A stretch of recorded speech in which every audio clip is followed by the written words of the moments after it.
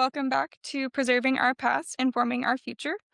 I'm Sydney Stevenson, and this series is produced through the School of Occupational Therapy at Texas Women's University as a part of my capstone project. As we continue our exploration of occupational therapy's history, we begin to see that the profession was never shaped by a single idea or influence. It instead emerged from several movements: moral treatment, the arts and crafts movement, and a growing emphasis on humanism, all of which highlight the importance of dignity, creativity, and meaningful activity in people's lives.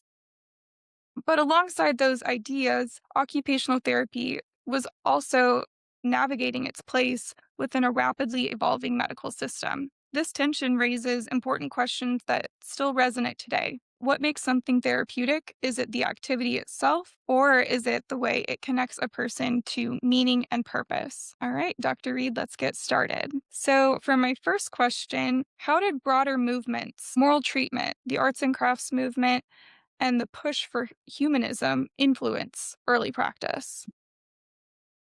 I think we've talked a little bit about that along the way now, of essentially enabling our society to see that there was a place for people who, what to use a broad term, were different. That, they were born with a condition such as cerebral palsy. They had rheumatic fever, which limited their cardiac system, or they, for whatever reason, acquired what we broadly call a mental illness.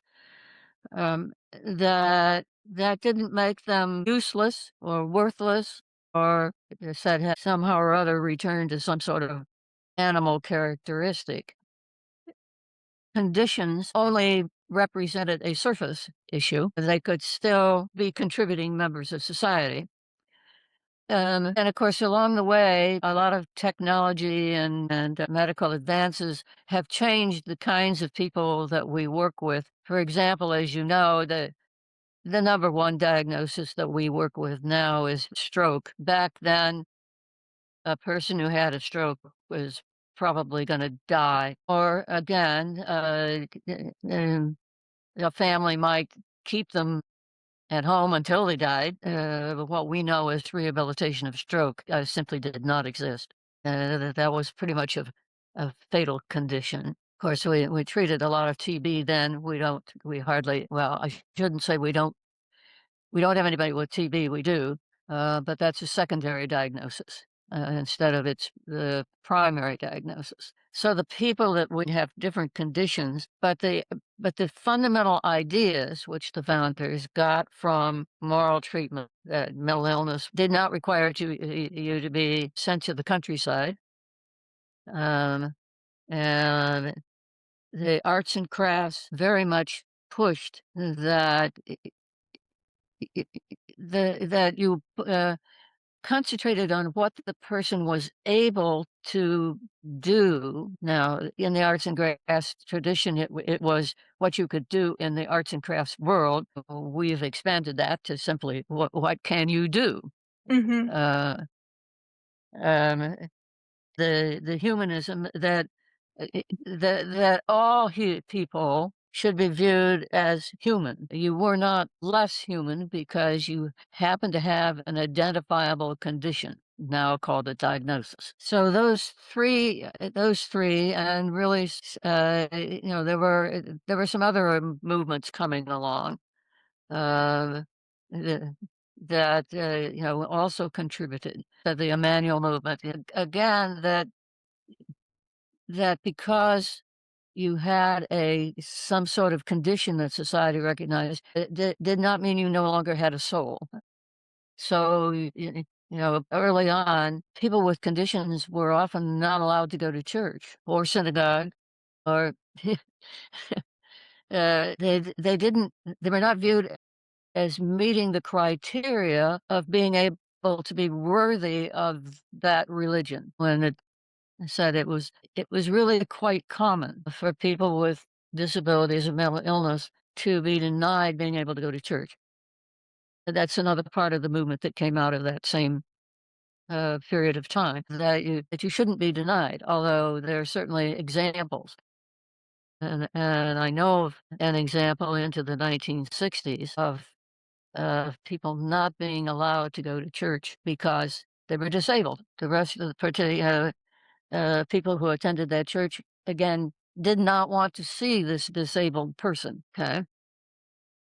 And so, essentially, the person is being denied their humanism because of a condition, and maybe some of that we're still struggling with in society. I think those movements were an attempt to decrease the isolationism, I guess is a nice general term for being denied access and opportunity. And I think hopefully we do convey to students that regardless of where you come from or what kind of condition, you don't get treated less as a lesser in terms of OT. There's good examples in World War I of uh, that establishment, the reconstruction aides, making the decision. If you entered the OT clinic, you entered on an equal footing with everybody else, and it didn't matter what your rank in the military was. In the OT clinic, everybody was a person who was there for the purposes of dealing with a improving their occupational performance, and your rank was irrelevant. I hope we translate that same idea that it doesn't matter what your rank or condition or background or religion, or that in the OT clinic you are there to hopefully benefit from what we can offer as occupational therapists to improve your occupational performance, and that's what matters. It is, and So in my experience, I would say that's definitely a huge part of our education. yeah, that's part of our ethical principles, which I think stem from the understanding of those movements that were part of the society when OT was developed. I would agree with that.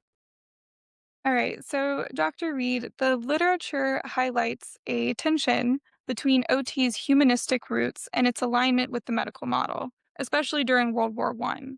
How do you see that tension? Was it something that was inevitable? I don't think the tension is limited to World War One. It's fundamental. It's inherent. Um, yeah, we're coming from very different philosophies and purposes. The medical model, medicine, was based on the idea that if you could get rid of the unwell of the person, that their health would either be maintained or returned. So most of medicine is aimed at getting rid of something, of getting rid of a pathogen, of getting rid of dead tissue, of getting rid of a portion of the body that is not considered needed anymore or is considered the cause of the problem. So medicine is largely a subtraction process. OT is an addition process. We are trying to increase, to improve. I mean, all the adjectives you learn to put in front of the goals for what you want to achieve with your client are almost always positive. Mhm. And if you write one in a negative tone, your instructor is likely to tell you to change it around. So we work very much on an additive scale. We're trying to add to the people's quality of life, add to their ability to perform, add to their ability to participate in society. And I think is you simply you have to understand both of those issues. They because they're not inherently in conflict. They're simply different views of what is needed in the situation, and both are needed. There are reasons why certain organs need to be removed, and there are reasons why you need to try to get rid of pathogens. So uh, I think I don't see it so much as a conflict as a case of understanding that situation from a different viewpoint. that when the doctor helps the person get rid of the pathogen, that then allows the person to again participate. So almost in some ways you can see it as a continuum that you reach this point, okay, and then the situation changes. And so, yeah, it's hard. It's a very often hard for a physician to understand why we want to spend so much time helping people do things because for them, their understanding of dealing with health, because for them, they want to get rid of, and we're sitting there saying, but we're going to add to. But you realize in math, the way you check your addition and subtraction is to do the opposite. Maybe we're not doing as good a job in teaching OT, but and maybe we're missing the boat by not spending a little time explaining, what medicine is and what it is designed to do, and that that it's a different viewpoint, that it has its strengths and weaknesses. When OT, we're lousy at getting rid of pathogens for people, since that's not in our wheelhouse.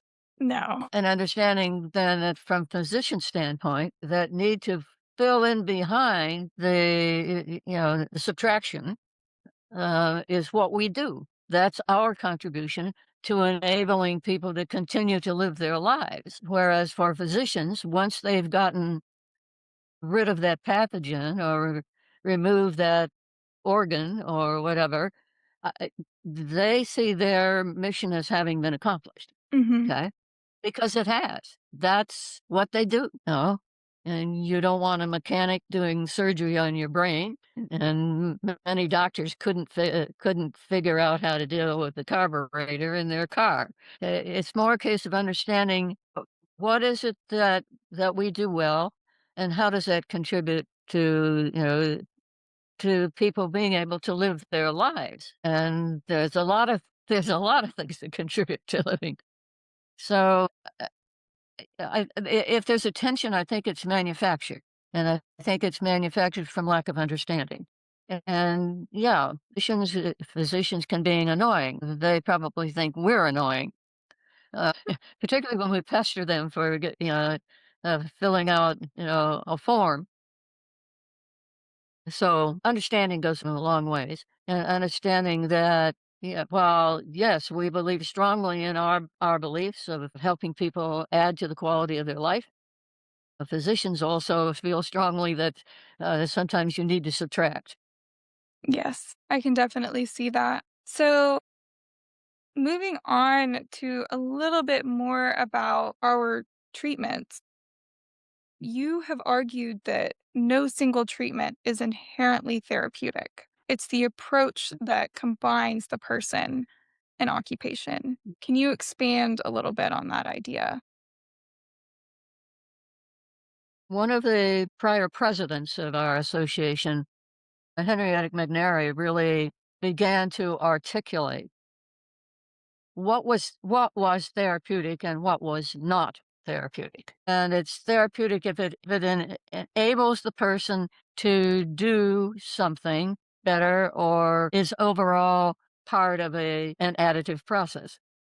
It's not therapeutic simply because you put it in front of the person to do, or if it doesn't meet any need of that person. And the idea that people need to have their time occupied is not sufficient. Mhm.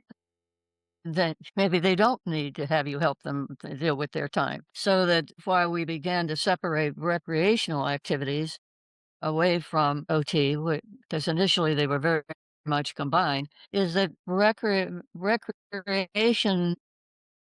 it can be very positive, but it can also be a filler, and it can also be very much within the person's choice of activities to do or not to do. Whereas therapeutic occupation has a specific objective or objectives in mind that are designed to improve the person's overall performance. So we need to keep that.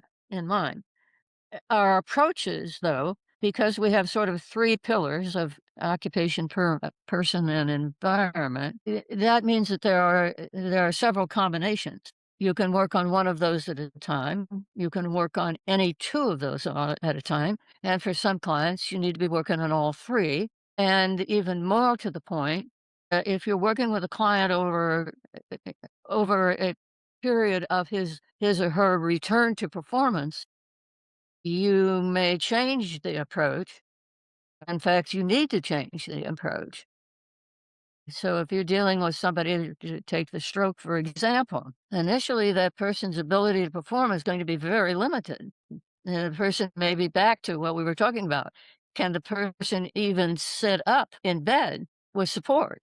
Can the person sit up by themselves? Can the person transfer from the bed to the chair? Can the person safely walk from the bed to the bathroom? Can the person drink essentially a liquid meal? Or can they go to pureed food? Can they go to soft food? Um, can does it need to be pretty much spoon fed? Can they use a knife and fork? Um, to Can they make their own sandwich? Can they cook a can of soup on the stove? So you see, you've moved from essentially bed to room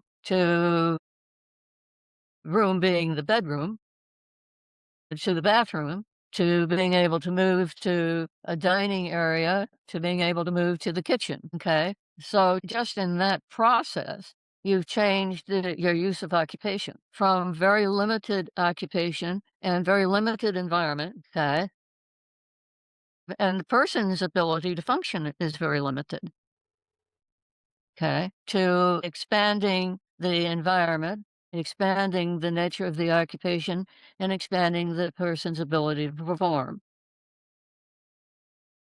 And now, if you want the person to be able to go back to work, then you're going to have to expand beyond the hospital home environment. I allowed the person to get home somewhere in the meantime there, but not back to work. Okay. So now the environment is going to have to expand beyond the home, or even if they're going to work from home, it's going to have to change from simply existing in home and eating and living at home to some sort of productive activity, even if it's simply keyboarding on a computer. Mm. So that's why I said all of those approaches that have been developed over the years have a place. And we're back to the therapist's mental flexibility to observe and then create the right objectives and then the setup to do those objectives um, for the person based on where they are in their continuum of performance. And so to say one treatment is better than another is, in my mind, simply not seeing the whole picture. At any given point of time with any particular client in their environment, one approach is better because that meets the objectives of the situation. But in the broad perspective of looking at your textbook, one is not better than another. And in any given practice, certain techniques will address the issues within that practice better than others. But again, the situation and the client's needs, and in some cases, the availability of occupations determine what are the best choices. Not what are the best techniques, but what are the best choices for that situation or that client, not the inherent techniques as it is described or as ideally carried out. Mhm. And that was, the point I was trying to make is that uh, one of our esteemed professors said that We tend to be down on what we're not up on, and I've found that a very useful phrase. That if you're saying, "Well, I don't like that technique," my guess is you don't understand it. You don't understand either what it is, or what it is designed to do, or in what situations it's appropriate, or perhaps the most desirable. In that mental flexibility, we're also supposed to be able to tolerate I mean, a lot of differences. There are professions where you can be pretty limited in terms of what you see. If your job is to do a certain laboratory test, you can limit your thinking to doing that laboratory test. Okay, that's not OT. No, we're very broad. And I think it's very easy for us to to be able to use that mental flexibility in certain situations when we're working with clients, and then we turn around and we say, "But we don't like this other piece of information that we're being presented with." Mm, That's a failure on our part.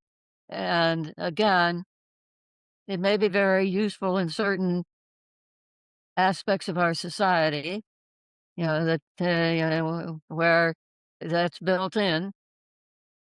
You're supposed to believe this, but not believe that. But that's not inherent characteristic or desirable trait in the practice of OT. If you're not practicing OT, if you want to limit your thinking to X and exclude Y and Z, have at it. But if you're practicing as an OT, X, Y, and Z are all equally available. I like your point about how you were saying we have to look at the whole person and then we can determine, okay, what's the best treatment for this person in this particular situation. Yeah. Well, and it's not just looking at the whole person. It is looking at the situation, the environment, and the availability of occupation.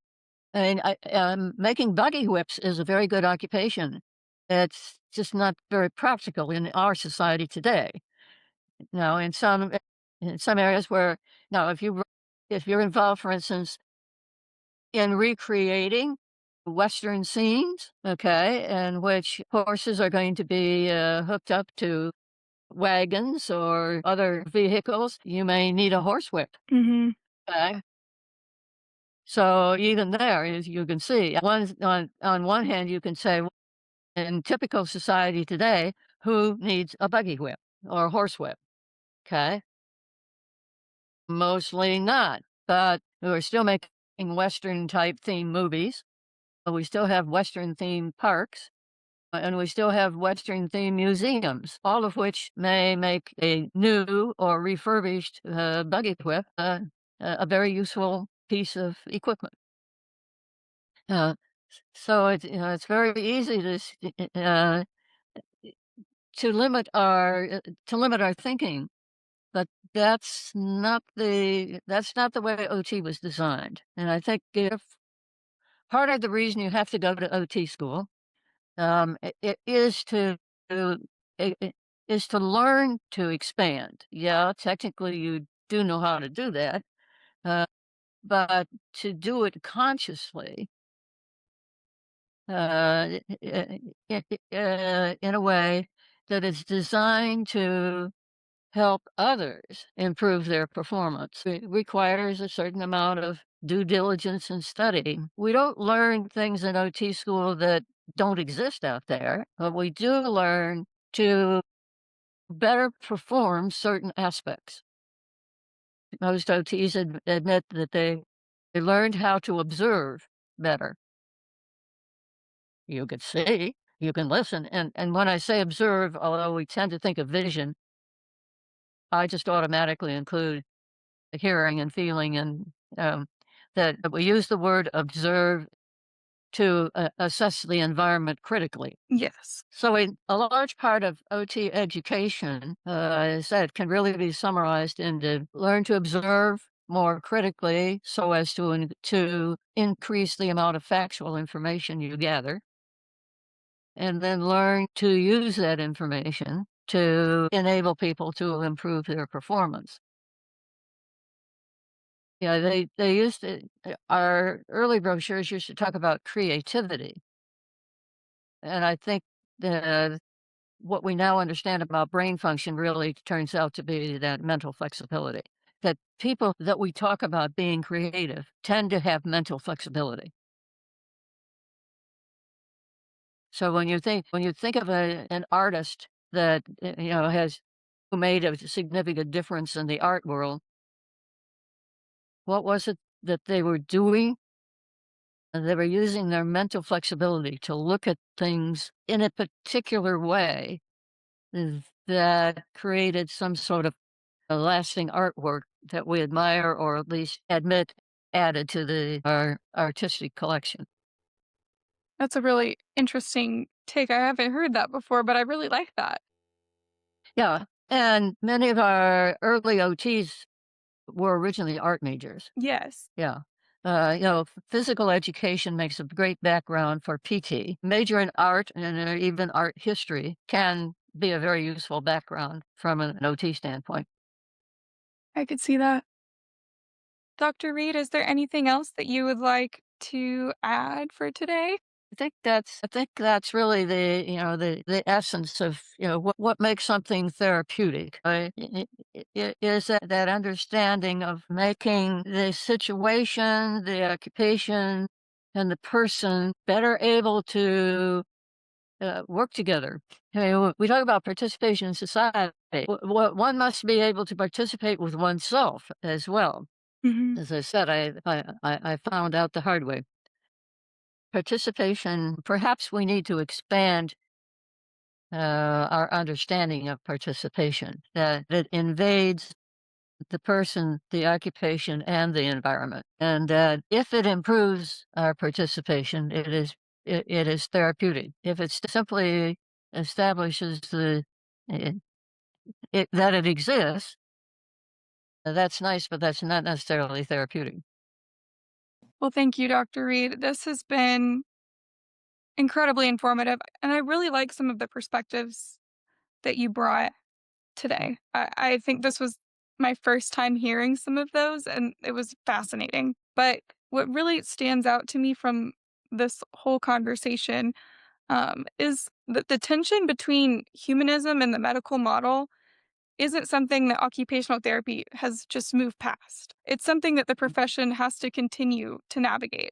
From our earliest days, occupational therapy has been shaped by these competing influences that are each pushing to define what it values and how it shows up in practice. What becomes clear to me is that this tension is a part of what has allowed the profession to grow and to adapt and remain responsive to the needs of the people it serves. So, as we continue this series, we'll begin to discuss in our next few episodes education, leadership, and legacy within occupational therapy. Thank you so much for listening, and we will see you next time.